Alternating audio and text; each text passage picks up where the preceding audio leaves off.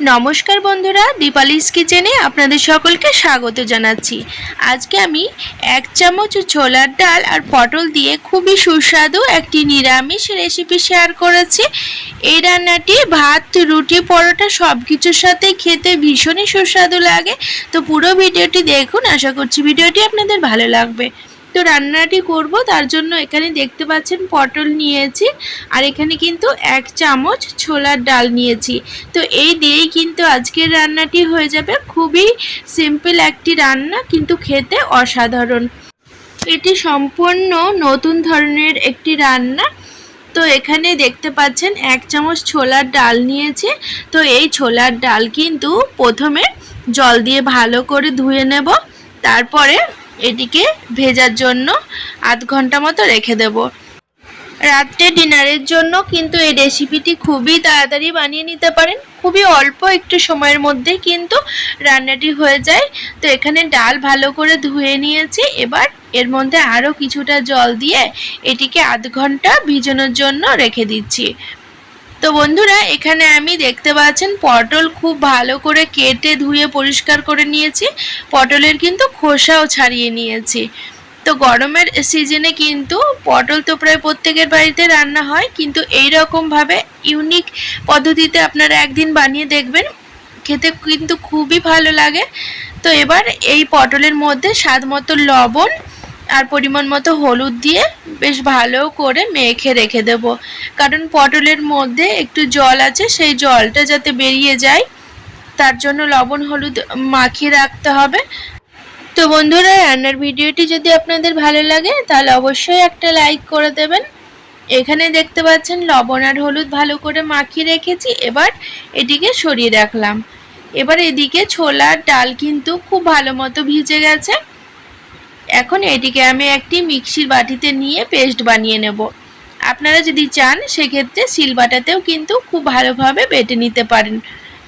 তো আমি মিক্সির বাটির মধ্যে ছোলার ডাল দিয়ে দিলাম আর অল্প একটু জল দিয়ে দিচ্ছি, দিয়ে এর পেস্ট বানিয়ে নেব।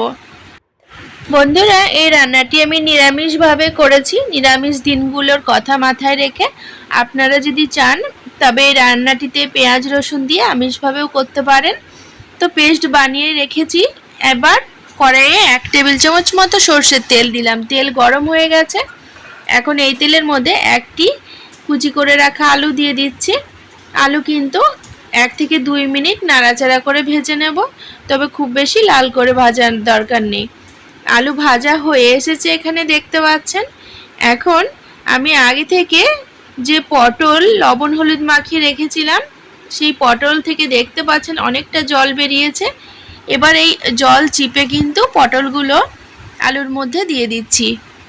এখন আলু আর পটল আবারও 1 থেকে 2 মিনিট মিডিয়াম ফ্লেমে নাড়াচাড়া করে নেব, কিন্তু খুব বেশি ভাজবো না।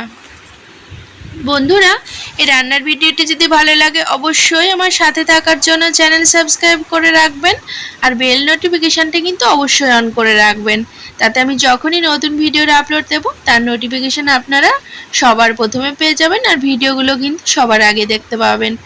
তো আলু পটল দেখতে পাচ্ছেন 1 থেকে 2 মিনিট নাড়াচাড়া করে নিয়েছি। এবার একটি পাত্রে তুলে নিলাম। এবার ওই কড়াইয়ে আরও 1 টেবিল চামচ সর্ষের তেল দিচ্ছি। এবার একটি শুকনো লঙ্কা ফোড়ন দিলাম আর 1 চা চামচ মতো গোটা জিরে ফোড়নে দিচ্ছি। ফোড়ন 30 থেকে 40 সেকেন্ড মতো ভাজা করে নিয়েছি। ফোড়নের কালার দেখতে পাচ্ছেন চেঞ্জ হয়ে গেছে। এখন আমি এর মধ্যে 1 টেবিল চামচ আদা বাটা দিয়ে দিচ্ছি। আমি এখানে মিক্সিতে আদা বেটে নিয়েছি, যার জন্য জল জল হয়ে গেছে। আপনারা চাইলে কিন্তু শিলবাটাতে বেটে নিতে পারেন। আর কতটা পরিমাণে তরকারি বানাচ্ছেন সেই আন্দাজ বুঝে কিন্তু আদা বাটাটা দেবেন। এবার এর মধ্যে একটি ছোট সাইজের টমেটো কুচি দিয়ে দিচ্ছি, পরিমাণ মতো হলুদ দিয়ে দিলাম আর স্বাদ অনুযায়ী লবণ দিয়ে দিচ্ছি। যেহেতু আগে পটলে লবণ হলুদ মাখানো ছিল, সেই আন্দাজ বুঝে কিন্তু এখন অল্পই দিলাম লবণ হলুদ। এবার 1 মিনিট নাড়াচাড়া করে ভেজে নেব। যতক্ষণ না পর্যন্ত টমেটো গলে যাচ্ছে ততক্ষণ পর্যন্ত কিন্তু ভেজে নিতে হবে। এবার এর মধ্যে 1 চা চামচ কাশ্মীরি রেড চিলি পাউডার, 1 চা চামচ জিরে পাউডার দিয়ে আবারও কিছুক্ষণ নাড়াচাড়া করে নিচ্ছি। এবার এর মধ্যে একটুখানি জল দিয়ে দিচ্ছি। জল দিয়ে সমস্ত মশলা আবারও 1 থেকে 1.5 মিনিট মতো নাড়াচাড়া করে নেব। তো বন্ধুরা, পটল তো আপনারা অনেকেই অনেকভাবে রান্না করেন, কিন্তু এইভাবে রান্না করে দেখবেন খুবই অল্প তেল মশলায় সুস্বাদু একটি রেসিপি, খুবই ভালো লাগে।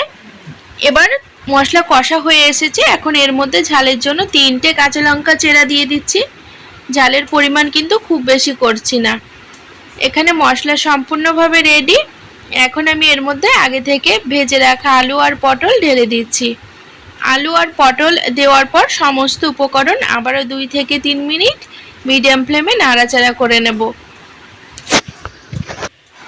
এটা একটি সম্পূর্ণ নতুন রান্না, আপনারা চাইলে আপনাদের বন্ধু বান্ধব আত্মীয় স্বজনদের সাথে শেয়ার করে নিতে পারেন। তো এখানে দেখতে পাচ্ছেন পটল 2 থেকে 3 মিনিট নাড়াচাড়া করে নেওয়ার পরে কষানো হয়ে গেছে সমস্তটা। এবার এর মধ্যে আমি আগে থেকে বেটে রাখা ছোলার ডাল দিয়ে দিচ্ছি। ছোলার ডাল দেওয়ার পরে আরও একটু জল এর মধ্যে দিয়ে দিলাম। তো এখানে দেখতে পাচ্ছেন ডাল দিয়ে সমস্ত উপকরণ আবারও একটুখানি নাড়াচাড়া করে দিচ্ছি। তো যেহেতু ছোলার ডাল আমি কাঁচা দিয়েছি, তার জন্য 2 থেকে 3 মিনিট মিডিয়াম ফ্লেমে নাড়াচাড়া করে নিতে হবে বা কষিয়ে নিতে হবে, যাতে ছোলার ডালের একটা কাঁচা যে গন্ধ থাকে সেই গন্ধটা চলে যায়। তো সমস্ত উপকরণ আমি আবারও কিছুক্ষণ কষিয়ে নিচ্ছি। এবার আমি এর মধ্যে পরিমাণ মতো জল দিয়ে দেব। জলের পরিমাণ কিন্তু আরও একটুখানি দেব, কারণ যেহেতু ছোলার ডাল দিয়েছি তো তরকারিটা একটু সেদ্ধ হতেও টাইম লাগবে। আর এখানে দেখতে পাচ্ছেন গ্রেভি ভাবটা অনেক কম হয়ে গেছে, যার জন্য আরও একটুখানি জল আমি এর মধ্যে অ্যাড করে দিচ্ছি। এবার ঢাকা লাগিয়ে মিডিয়াম ফ্লেমে সমস্ত কিছু সেদ্ধ হতে দেব। তো পটল আর আলু যেহেতু আগে থেকেই ভাজা ছিল, তাই অর্ধেক সেদ্ধ হয়ে গেছে, আরও একটুখানি সেদ্ধ হবে, তার জন্য ঢাকা লাগিয়ে 3 থেকে 4 মিনিট হতে দেব। তো 3 থেকে 4 মিনিট পর ঢাকা তুলে নিলাম। এবার তরকারিটা একবার নাড়িয়ে দিচ্ছি। আলু পটল সমস্ত কিছু কিন্তু সেদ্ধ হয়ে গেছে, যেহেতু ডাল কাঁচা দিয়েছিলাম তার জন্য একটু সময় নিয়ে কিন্তু রান্না করতে হলো। এবার আমি 1 টেবিল চামচ মতো চিনি দিয়ে দিচ্ছি। ছোলার ডাল যেহেতু পড়েছে এর মধ্যে, তো চিনি দিলে একটু স্বাদটা ভালো লাগবে। আর 1 চা চামচ মতো গরম মশলা উপর থেকে দিয়ে দিচ্ছি। এবার নাড়াচাড়া করে তরকারিটা নামিয়ে নেব। তো আপনারা এটা রুটির সাথে পরিবেশন করতে পারেন, খুবই ভালো লাগে। রাত্রে ডিনারের জন্য কি বানাবেন বুঝতে পারছেন না, এই রেসিপিটা বানিয়ে নিতে পারেন। অথবা নিরামিষ দিনে কি রান্না করবেন ভেবে পাচ্ছেন না, সেদিনও কিন্তু এই রেসিপিটি খুব সহজে বানিয়ে নিতে পারবেন।